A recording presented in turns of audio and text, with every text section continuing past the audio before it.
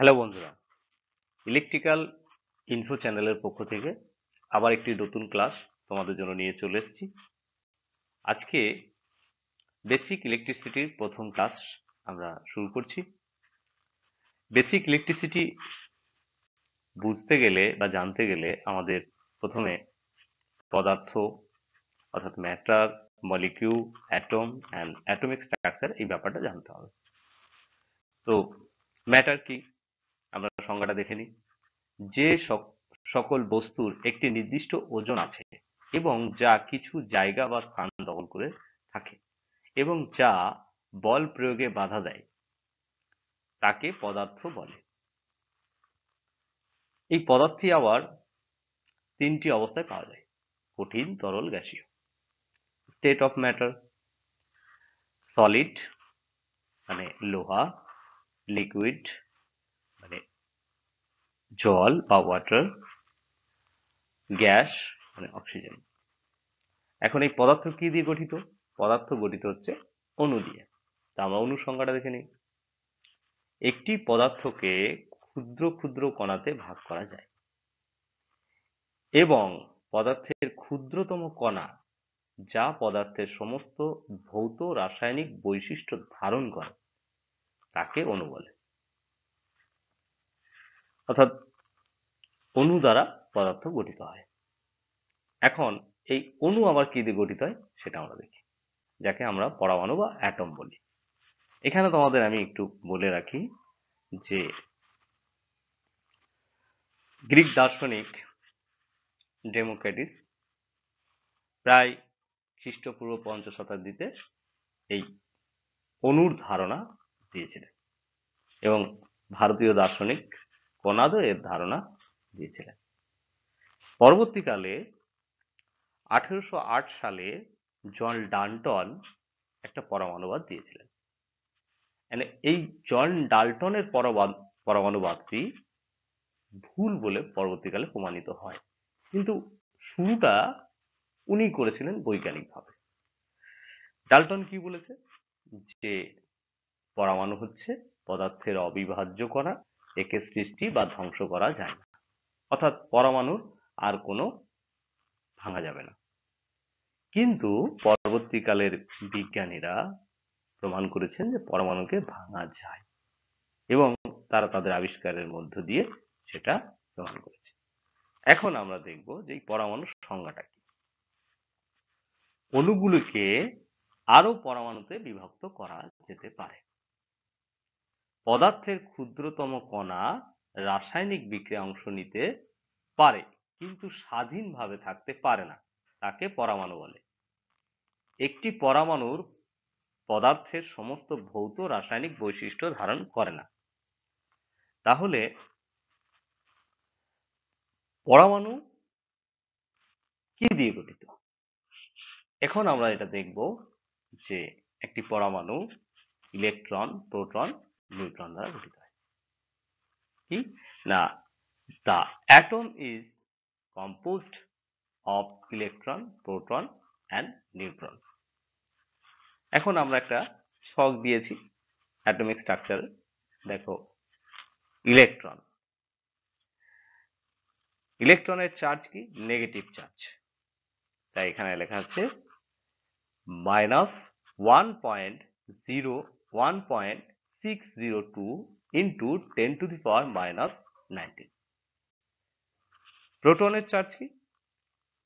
+1.602 into 10 to the power -19।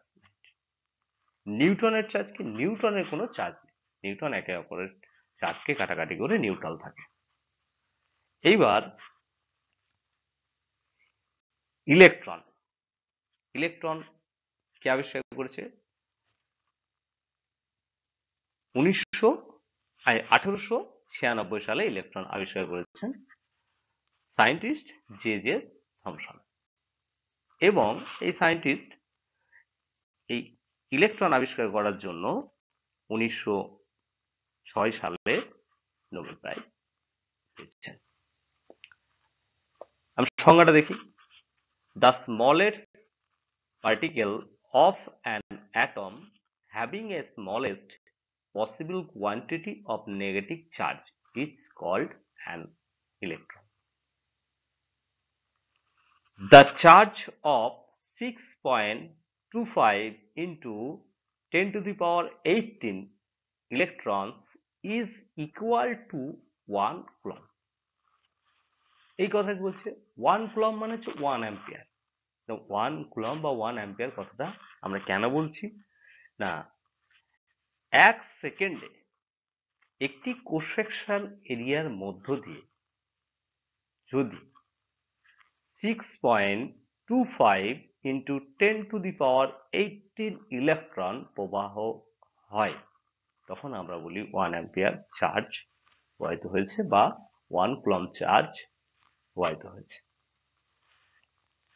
এখানে এই যে ছকটা এটা বিশেষ করে আইটিআই ছাত্রদের এবং আইটিআই ছাত্রদের জন্য এটা খুব গুরুত্বপূর্ণ, সিবিটি এমসিকিউতে এগুলো আসে। প্রোটন 1919 সংজ্ঞাটা দেখে নিই। The positively charged particle of an atom is called proton. It has a positive charge of 1.602 into 10 to the power minus 19 coulomb, which is equals to the amount of charge electron but of opposite nature. অর্থাৎ এটি positive charge ইলেকট্রনের ঠিক বিপরীত। আবিষ্কার করেছে কে? Discover by scientist Ernest Rutherford. অর্থাৎ New Zealand physicist বা বিজ্ঞানী স্যার আর্নেস্ট রাদারফোর্ড 1919 সালে প্রোটন আবিষ্কার করেছেন। কিন্তু মজার বিষয় হলো যে 1908 সালে তিনি নোবেল প্রাইজ পেয়েছিলেন কার্বন ডেটিং এর জন্য। এখন আমরা নিউট্রনের সংজ্ঞাটা দেখি। It has no charge and its mass it is nearly equal to the mass of proton. মানে যতগুলি প্রোটন এবং নিউট্রন কেন্দ্রে থাকে সেটা আমরা দেখব। এখন discover by physicist sir James Chadwick. James Chadwick British scientist James Chadwick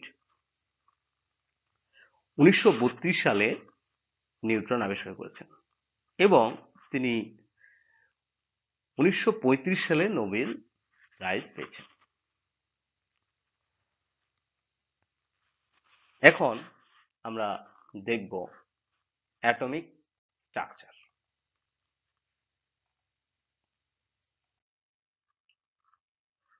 তার আগে আমরা জেনে নিই অ্যাটমিক নাম্বার। কোন মৌলের পরমাণু কেন্দ্রে মোট প্রোটনের সংখ্যাকে পারমাণবিক ক্রমাঙ্ক বা পারমাণবিক সংখ্যা বলে। পরমাণুর কেন্দ্রের বাইরে বিভিন্ন কক্ষপথে ঘূর্ণায়মান ইলেকট্রন সমূহের মোট সংখ্যা না অ্যাটমিক নাম্বার হচ্ছে কোন মৌলের নিউক্লিয়াসে যতগুলি প্রোটন থাকে ততগুলো ওই প্রোটন সংখ্যাকে আমরা অ্যাটমিক নাম্বার বলি। আর নিউক্লিয়াসে যতগুলি প্রোটন থাকবে ঠিক তার বাইরের কক্ষপথে ততগুলি ইলেকট্রন থাকবে। পারমাণবিক সংখ্যা বা অ্যাটমিক নাম্বারকে আমরা জেড দ্বারা চিহ্নিত করি বা ডিনোট করি। এখন আমরা এখানে নিচে লিখেছি atomic number equals to number of proton in nucleus and equal number of electron through the cell. অর্থাৎ যতগুলি প্রোটন থাকবে নিউক্লিয়াসে ঠিক তার বাইরের কক্ষপথে যতগুলি ইলেকট্রন থাকবে ততগুলি ইলেকট্রন থাকবে। এখন এই প্রোটন সংখ্যাকে আমরা অ্যাটমিক নাম্বার বলি। এটাকে আমরা জেড দ্বারা প্রকাশ করি। আর এটা কোনো মৌলের সংকেতের বাঁ দিকে বসে, নিচে বাঁ দিকে বসে। এখানে আমরা সোডিয়ামের 11, এখানে 11 এনে লিখেছি, তার মানে সোডিয়ামের প্রোটন হচ্ছে 11টা। ক্লোরিন, ক্লোরিনের প্রোটন হচ্ছে 17টা, বাঁ দিকে আমরা লিখেছি। এইটাকে আমরা অ্যাটমিক নাম্বার বলছি। মাস নাম্বার অর্থাৎ ভর সংখ্যা, সংখ্যাটা দেখি। কোন পরমাণুর কেন্দ্রে অবস্থিত মোট প্রোটন সংখ্যা এবং মোট নিউট্রন সংখ্যাকে ওই মৌলের পারমাণবিক ভর সংখ্যা বলে, অর্থাৎ মাস নাম্বার বলে। এই পারমাণবিক ভর সংখ্যাকে আমরা এ দ্বারা চিহ্নিত করি। এখন দেখো কোন মৌলের সংকেতের ডান দিকে উপরে আমরা এ বসে, ধরো এক্স একটি মৌল, সেই মৌলের উপরে আমরা লিখব। এখানে আমরা উদাহরণস্বরূপ দিয়েছি সোডিয়াম। সোডিয়ামের বাঁ সাইডে অর্থাৎ এন এর বাঁ সাইডে দেখো 11 লেখা আছে, অর্থাৎ জেড নাম্বার। ডান সাইডে উপরে 23 লেখা আছে, তার মানে কি এটা হলো মাস নাম্বার। অর্থাৎ আমরা কি বলছি যে নিউক্লিয়াসে যতগুলি প্রোটন এবং নিউট্রন থাকবে সেটাকে আমরা মাস নাম্বার বলবো। তাহলে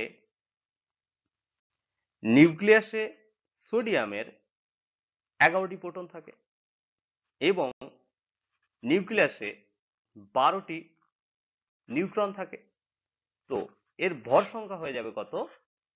23। আমরা তাই উপরে দেখো এনে 23 লিখেছি। ক্লোরিনের ক্ষেত্রে দেখো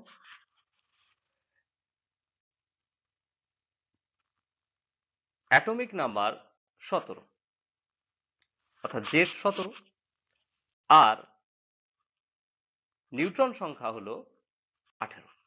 তাই আমরা উপরে ভর সংখ্যা লিখেছি Cl35, অর্থাৎ 35। তোমাদের এখানে একটু টাস্ক থাকবে, তোমরা আমাকে কমেন্টে জানাবে যে পরমাণুর ধর্ম কিসের উপর নির্ভর করে এবং আইসোটোপস, আইসোবার, আইসোটন কি। তোমরা আমাকে এটা কমেন্টে জানাবে, এটা তোমাদের জন্য দেওয়া থাকলো। এখন আমরা দেখি যে অ্যাটমিক স্ট্রাকচার কেমন হয়। দেখো আমরা এখানে একটা অ্যাটমিক স্ট্রাকচার বানিয়েছি।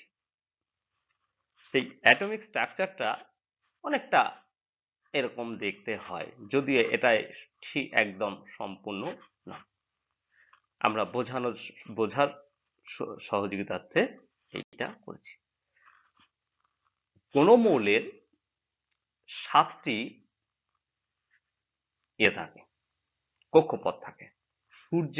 সূর্যের মতো কেন্দ্রকে, সূর্যকে কেন্দ্র করে তার 9টি গ্রহ উপগ্রহ ঘুরতে থাকে, ঠিক সেভাবেই কোন মৌলের তার কক্ষপথে ইলেকট্রনগুলো ঘুরতে থাকে। এখন এই ইলেকট্রনগুলো কোন কোন কক্ষপথে, কটা কক্ষপথ আছে? টোটাল 7টা কক্ষপথ আছে। কি কি কক্ষপথগুলোর নাম হচ্ছে দেখো কে, এল, এম, এন, ও, পি, কিউ, এই 7টি কক্ষপথ। এবং প্রথম কক্ষপথ হচ্ছে কে, কে সেল। আমরা এখানে দেখিয়েছি কে সেল, এখানে দেখো নিউক্লিয়াস অর্থাৎ কেন্দ্র, আর আরেকটা দেখিয়েছি এল সেল। এখন এই সেল বা অরবিট আমরা দেখব, এখানে দেখতে পাচ্ছি মেজর এনার্জি লেভেল কি না, কে সেল এর কক্ষপথ কোন কক্ষপথে কতগুলো ইলেকট্রন থাকতে পারে। দেখো কে কক্ষপথে 2টি ইলেকট্রন থাকতে পারে সর্বোচ্চ, এল কক্ষপথে 8টি ইলেকট্রন থাকতে পারে সর্বোচ্চ, m কক্ষপথে 18টি ইলেকট্রন থাকতে পারে এবং n কক্ষপথে 32টি ইলেকট্রন থাকতে পারে। সর্বোচ্চ ও কক্ষপথেও 32টি ইলেকট্রন থাকতে পারে। পি কক্ষপথে 18টি এবং কিউ কক্ষপথে 2টি। এইভাবেই ইলেকট্রন বিন্যাস থাকে। তোমরা যদি চাও কোন কক্ষপথে কেমন ভাবে ইলেকট্রন বিন্যাস করে তার একটি ভিডিও, ডেডিকেটেড ভিডিও, তাহলে আমি একটি ভিডিও তোমাদের বানিয়ে দেব। তোমরা আমায় কমেন্টে জানিও, আমি সুন্দর করে একটি ভিডিও তোমাদের বানিয়ে দেব ইলেকট্রন বিন্যাসের ভিডিওটি। এখন এই ইলেকট্রন বিন্যাসের ভিডিও তোমাদের কমেন্টের উপরেই বানাবো। এইবার এই ইলেকট্রন বিন্যাসের থিওরিটা কে দিয়েছে? 1913 খ্রিস্টাব্দে রাদারফোর্ডের ছাত্র নেলস বোর দিয়েছে, যেটা আমরা অ্যাবাউ প্রিন্সিপাল নামে জানি। দেখো, আমরা এখানে আজকে আলোচনা করব কপার। কপারের কোন কক্ষপথে কতগুলো ইলেকট্রন থাকবে, অর্থাৎ আমাদের এখানে সূত্রটা 910 বেস অনুযায়ী 2n² একটা সূত্র আছে, সেই সূত্র অনুযায়ী, যদিও এটা সম্পূর্ণ ঠিক নয়, তবুও 910 বেস অনুযায়ী এই সূত্রটা আমরা দেখতে পাই। এখানে দেখো, প্রথম কক্ষপথ, এখানে একটা দুটো ইলেকট্রন আছে এবং দ্বিতীয় কক্ষপথে আমরা কটা ইলেকট্রন পাবো? 8টা ইলেকট্রন পাবো। তাহলে এখানে দেখি 2, 4টে, 6টা, 8টা ইলেকট্রন এখানে পেয়েছি। তৃতীয় কক্ষপথে কটা ইলেকট্রন থাকবে? 18টা। দেখি কটা আছে। 2, 4, 6, 9, 12, 14, 16, 18 এবং শেষ কক্ষপথে কটা আছে? একটা। কপারের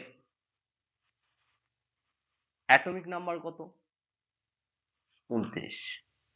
এই অ্যাটমিক নাম্বার কোথা থেকে আসে? আমরা প্রথমে দেখলাম যে যতগুলো প্রোটন থাকবে তার বাইরে ঠিক ততগুলো ইলেকট্রন থাকবে। এখানে কপারের অ্যাটমিক নাম্বার হচ্ছে 29। তাই এই যে ইলেকট্রন 29টি থাকবে এবং কোন কক্ষপথে কটা থাকবে সেই নিয়ম অনুযায়ী 2n², অর্থাৎ নেলস বোরের দেওয়া অ্যাবাউ প্রিন্সিপাল অনুযায়ী। অক্সিজেনের দেখি, অক্সিজেনের প্রোটন সংখ্যা কটা? 8টা। তাহলে ইলেকট্রন সংখ্যা কটা হবে? 8টা হবে। দেখো, প্রথম কক্ষপথে কটা থাকবে? 2টো। দ্বিতীয় কক্ষপথে কটা থাকতে পারবে? 8টা।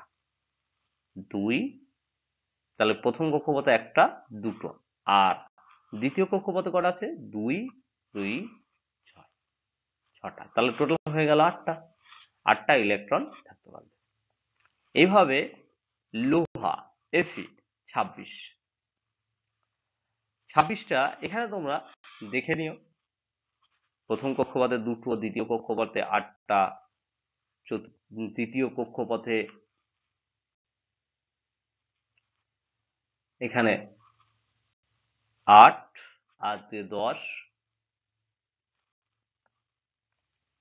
10, 10 আর বাইরে আছে 14, তাহলে হলো, আর এখানে আছে একটা 26টা। টোটাল Fe 26টা, অর্থাৎ প্রথম কক্ষপথে 2টো, পরের কক্ষপথে 8টা, তৃতীয় কক্ষপথে 14টা, চতুর্থ কক্ষপথে 2টো। এবার আমরা সিলিকনের দেখি। সিলিকনের প্রথম কক্ষপথে 2টো, দ্বিতীয় কক্ষপথে 1, 2, 3, 4, 5, 6, 7, 8 এবং চতুর্থ কক্ষপথে 4টে। আমি তোমাদের এখানে একটা বলি যে যে কোনো মৌলের শেষ কক্ষপথে যদি 1, 2, 3টে ইলেকট্রন থাকে তাহলে তারা অবশ্যই কন্ডাক্টর। ব্যতিক্রম কার্বন, মানে কিছু কিছু ব্যতিক্রম আছে যাদের লাস্ট কক্ষপথে 4টে ইলেকট্রন থাকবে, তারা হবে সেমিকন্ডাক্টর। অর্থাৎ যেমন এখানে আমরা দেখলাম সিলিকনের লাস্ট কক্ষপথে কটা কন্ডাক্টর ইলেকট্রন আছে? 4টে আছে। এরা হচ্ছে সেমিকন্ডাক্টর, কখনো কন্ডাক্টরের মতো বিহেভিয়ার করে, কখনো ইনসুলেটরের মতো বিহেভিয়ার করে। আর যাদের 5, 6, 7, যাদের শেষ কক্ষপথে, যে মৌলগুলোর শেষ কক্ষপথে 5, 6, 7 এরকম ইলেকট্রন থাকে, অর্থাৎ ভ্যালেন্সি সেলে, মোট কথা হচ্ছে ভ্যালেন্সি সেলে শেষ কক্ষপথ, কোনো মৌলের শেষ কক্ষপথে যদি 5, 6, 7 এরকম ইলেকট্রন থাকে তাহলে তারা অবশ্যই ইনসুলেটর হবে। কি বললাম?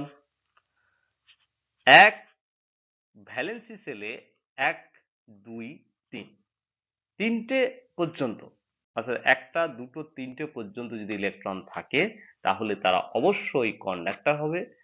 আর 4টে যাদের হবে তারা সেমিকন্ডাক্টর হবে। আর 5, 6, 7 যারা থাকবে তারা অবশ্যই ইনসুলেটর হবে। আজকে আমরা এই পর্যন্তই থাক। তোমরা ভিডিও আর কি টপিকের উপর পেতে চাও আমাকে অবশ্যই কমেন্টে জানিও। ধন্যবাদ।